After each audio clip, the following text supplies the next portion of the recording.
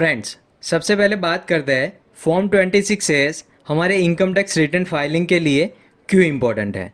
तो इसका first point ये है फ्रेंड्स कि फॉर्म 26A में हमारे बिहाफ पे जितना भी टैक्स इनकम टैक्स में जमा करवाया गया होगा वो सारा टैक्स वहाँ पे दिखाई देगा। इसको एक एग्जांपल लेकर समझते हैं फ्रेंड्स। जैसे कि आप कहीं पे जॉब कर रहे हो और अगर आपकी सैलरी पे टीडीएस एप्लीकेबल है तो आपका एम्प्लॉयर जब भी आपको सैलरी देगा तो आपकी सैलरी में से टीडीएस काट के वो इनकम टैक्स में जमा करवा देगा। उसी तरह से अगर आपने बैंक में एफडी भी रखी होगी फ्रेंड्स, तो एफडी के ऊपर आपका जितना भी इंटरेस्ट बनेगा वो टीडीएस लिमिट क्रॉस करता होगा तो बैंक भी आपके इंटरेस्ट के अंदर से टीडीएस काट के इनकम टैक्स के अंदर जमा करवा देगी। ऑन द सेम वे अगर आप किसी कंपनी के लिए काम कर रहे हो और वो आपको कमीशन का पेमेंट कर रही है और कमीशन भी टीडीएस लिमिट को क्रॉस कर रहा है तो वो भी आपके कमीशन के अंदर से टीडीएस काट के इनकम टैक्स में जमा करवा देगी। कुल मिला के फ्रेंड्स, आपका जितना भी टीडीएस कटा है जो कि सैलरी पे, बैंक में से जो आपको इंटरेस्ट मिला है उसके ऊपर और कंपनी ने जो भी आपको कमीशन दिया है उसके ऊपर जितना भी टीडीएस काटा है वो सारा टीडीएस आपको आपके फॉर्म 26A के अंदर दिखाई देगा। और ईयर एंड पे जब भी आप इनकम टैक्स रिटर्न फाइल करोगे फ्रेंड्स तो आपकी जो भी टोटल इनकम होगी उसके ऊपर आपकी टैक्स लायबिलिटी काउंट होगी और जो भी टैक्स लायबिलिटी काउंट होगी उसके सामने आपको फॉर्म 26A में जितना भी टैक्स एज ए टीडीएस के दौर पे आपके बिहाफ पे किया गया होगा उसका क्रेडिट मिल जाएगा। फॉर एग्जांपल आपकी टोटल इनकम पे आपकी टैक्स लायबिलिटी बनती है 5,000 रुपीज़ और एज ए टीडीएस आपके बिहाफ पे ऑलरेडी 4,000 रुपीज़ पे कर दिए गए हैं तो 5,000 में से 4,000 रुपीज़ आपका कम हो जाएगा और एज ए 1,000 रुपीज़ रिमेनिंग आपको इनकम टैक्स पे करना पड़ेगा। ऑन द कॉन्ट्ररी फ्रेंड्स, ऐसा भी हो सकता है ईयर एंड पे आपकी टोटल इनकम पे आपकी टैक्स लायबिलिटी बन रही है 5,000 रुपीज़ और आपका टोटल टीडीएस कट चुका है 6,000 रुपीज़ तो 6,000 में से 5,000 की आपकी टैक्स लायबिलिटी सेट ऑफ होके आपको 1,000 रुपीज़ का रिफंड मिल जाएगा फ्रेंड्स। नेक्स्ट बात करते हैं friends, what is form 26A। 26A क्या है फ्रेंड्स? फॉर्म 26A एक एनुअल स्टेटमेंट है जिसके अंदर हर एक टैक्स पेयर का टैक्स क्रेडिट मेंशन होता है इनकम टैक्स के डेटाबेस के हिसाब से। नेक्स्ट बात करते हैं कंटेंट ऑफ फॉर्म 26A, मतलब कि फॉर्म 26A के अंदर क्या क्या डिटेल्स होती है। फर्स्ट है टैक्स डिडक्टेड एट सोर्स, मतलब कि फ्रेंड्स आपका जितना भी टीडीएस कटा होगा उसकी सारी डिटेल्स आपको फॉर्म 26A के अंदर मिल जाएगी। नेक्स्ट है टैक्स कलेक्टेड एट सोर्स, मतलब कि आपकी सारी टीसीएस की डिटेल्स आपको फॉर्म 26A के अंदर मिल जाएगी। नेक्स्ट है income tax refund receive during the financial year, मतलब कि फ्रेंड्स आपको ड्यूरिंग द फाइनेंशियल ईयर कोई भी रिफंड मिला होगा तो उसकी पूरी की पूरी डिटेल्स फॉर्म 26A के पार्ट डी के अंदर आपको दिख जाएगी।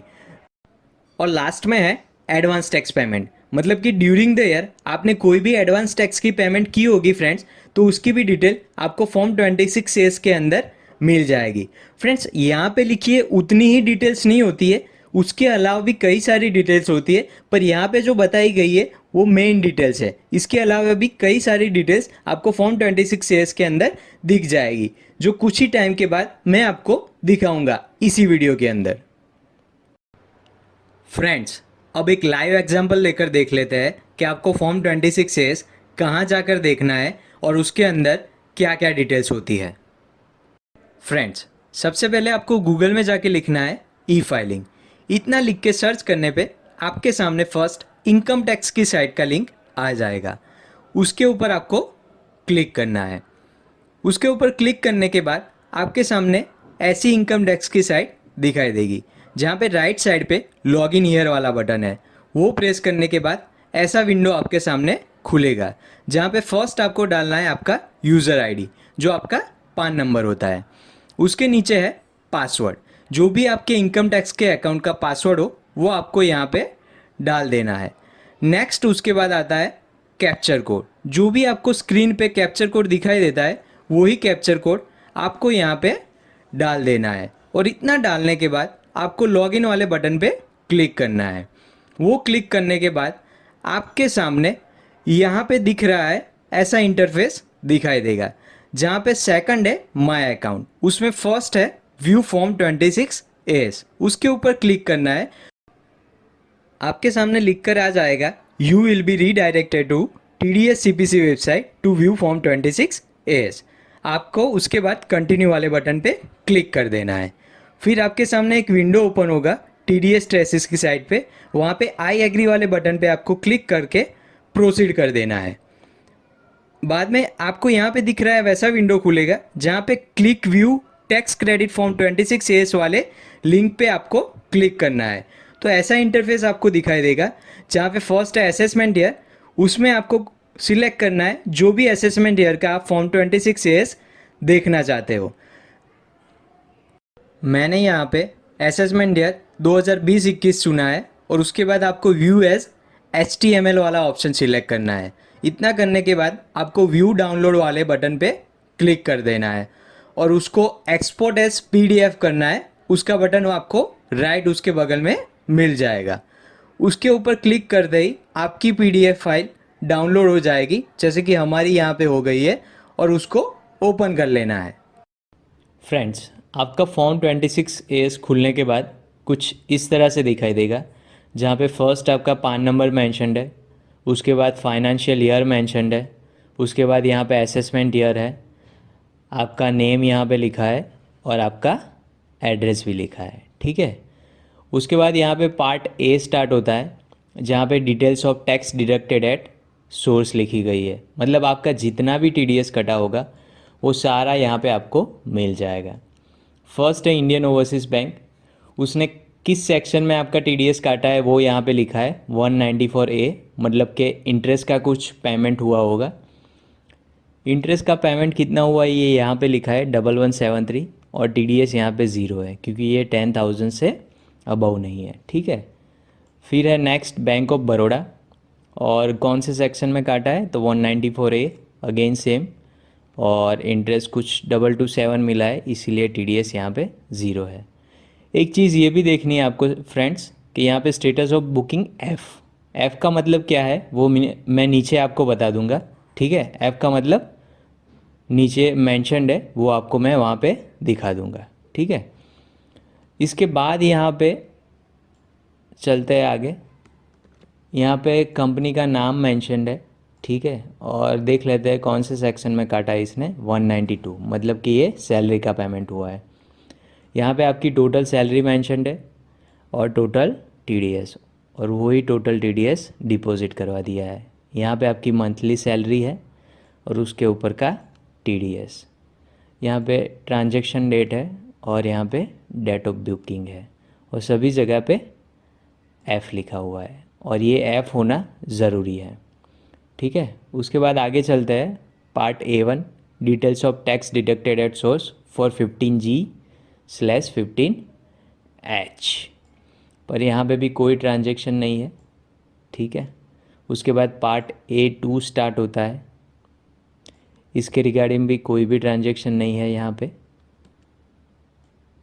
आगे चलता है part B, details of tax collected at source, कोई भी ट्रांजैक्शन होता तो वो यहाँ पे मेंशन होता, पर वो भी नहीं है, इसीलिए यहाँ पे नो ट्रांजैक्शन प्रेजेंट है। उसके बाद part C, details of tax paid other than TDS और TCS, कोई भी एडवांस टैक्स का पेमेंट किया होता तो वो यहाँ पे मेंशन होता। ठीक है, और आगे चलता है part D, details of paid refund, मतलब ड्यूरिंग द ईयर आपको कोई भी रिफंड मिला होता तो वो यहाँ पे मेंशन होता, यहाँ पे नहीं मिला है इसीलिए नो ट्रांजैक्शन प्रेजेंट। उसके बाद और आगे चलते हैं part E, details of ad transaction, कोई भी डिटेल्स नहीं है यहाँ पे, मतलब कोई भी ट्रांजैक्शन आपका रिपोर्ट नहीं हुआ है। उसके बाद पार्ट F स्टार्ट होता है, उसके रिगार्डिंग भी कोई भी ट्रांजैक्शन नहीं है, इसीलिए नो ट्रांजैक्शन प्रेजेंट। उसके बाद और आगे चलता है पार्ट G, TDS डिफ़ॉल्ट, पर कोई भी डिफ़ॉल्ट नहीं है यहाँ पे, इसीलिए नो ट्रांजैक्शन प्रेजेंट। और फ्रेंड्स आपको दिखाता हूँ मैं, नीचे वो F ऊपर लिखा था उसका क्या मीनिंग है। F का मीनिंग यहाँ पे लिखा है, F मतलब फाइनल। ठीक है, तो ये फाइनल होना ज़रूरी है।